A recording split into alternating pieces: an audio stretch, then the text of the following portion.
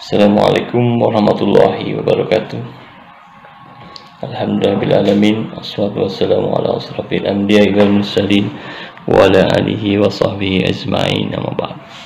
Raditu billahi rabba wa bil islami dina wa bi muhammadin nabiyya wa rasula.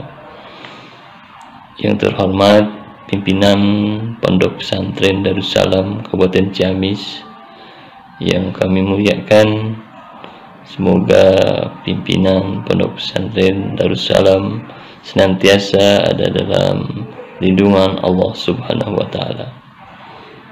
Para senior, alumni Ikatan Alumni Darussalam, para santri, santriwati Pondok Pesantren Darussalam yang saya banggakan. Puji dan syukur mari kita panjatkan kepada Allah Subhanahu wa Ta'ala, yang mana pada kesempatan bulan yang penuh berkah ini kita masih diberikan nikmat sehat dan umur panjang hingga kita masih bisa melaksanakan kegiatan Ramadan di tahun 1444 Hijriah. Mudah-mudahan Allah senantiasa memberkahi langkah-langkah kita hingga kita sampai ke Ramadan berikutnya. Sholawat dan salam senantiasa kita sanjungkan kepada junjungan kita Nabi besar Muhammad Sallallahu Alaihi Wasallam, para keluarganya, para sahabatnya, hingga nanti di yaumil akhir kita mendapat syafaat darinya. Amin ya rabbal alamin. Bulan Ramadan seperti kita ketahui bersama adalah bulan yang sangat istimewa.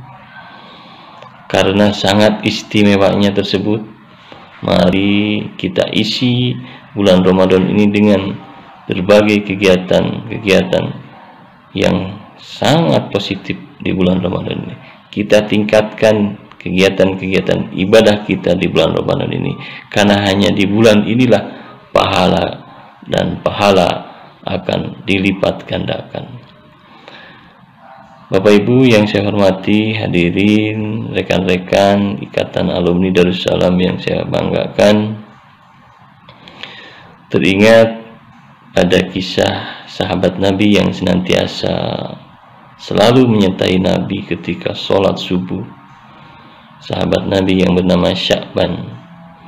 Beliau tidak pernah ketinggalan dalam melaksanakan sholat subuh berjamaah dengan Nabi Muhammad Sallallahu Alaihi Wasallam. Ada teladan yang perlu kita ambil hikmah dari kisah Sya'ban ini. Sya'ban di akhir kematiannya, dia menjerit dan menyebutkan 3 kata. Apa yang dikatakannya ketika beliau mau menghembuskan napasnya? Yang pertama, Sya'ban bilang, "Aduh, kenapa tidak lebih jauh?"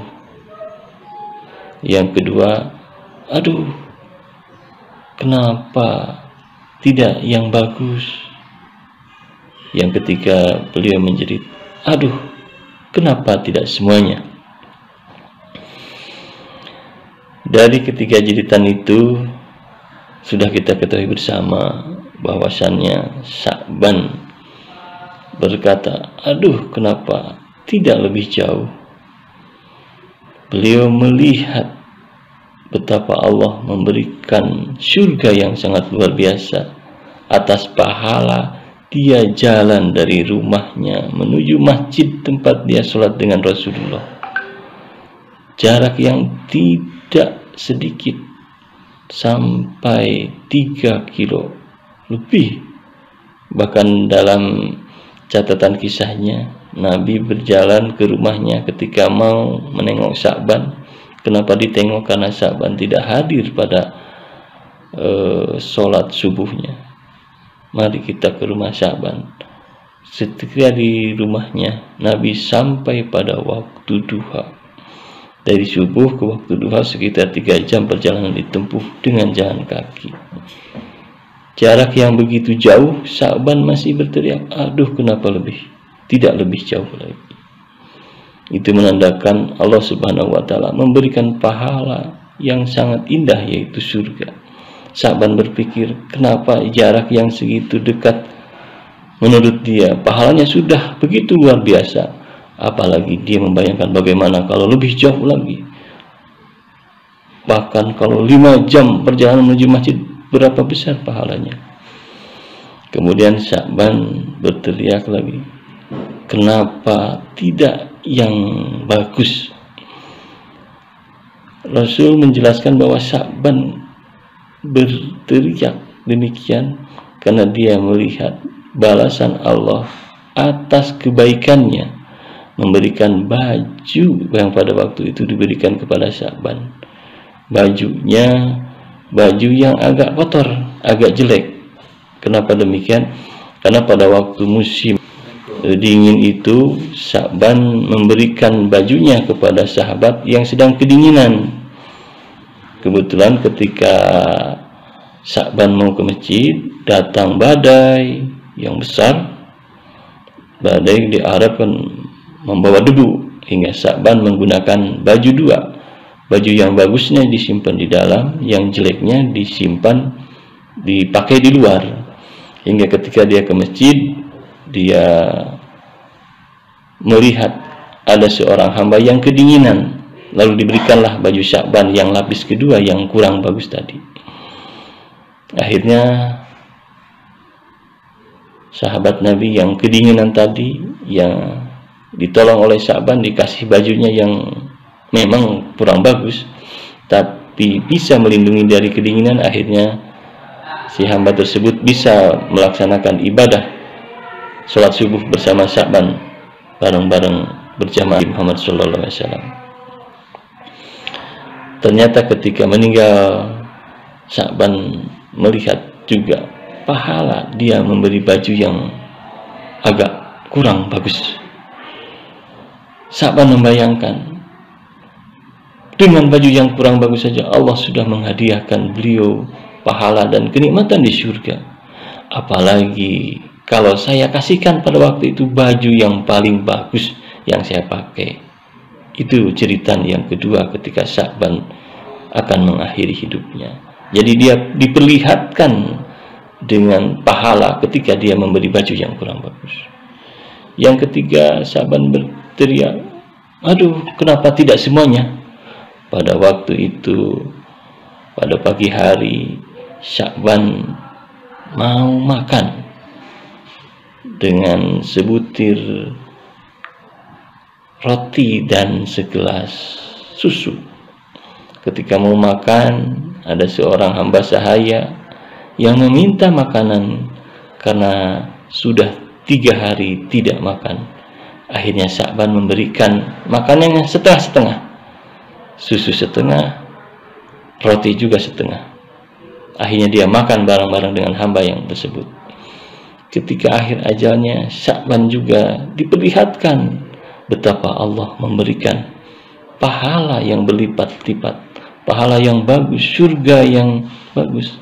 Meski dengan kebaikan Sya'ban hanya memberi setengah dari makanan yang akan dia makan. Sya'ban membayangkan lagi, kalau saja semuanya saya berikan waktu itu makanan, mungkin ini lebih indah lagi. Padahal itu lebih indah. Sya'ban membayangkan mungkin akan lebih bagus lagi.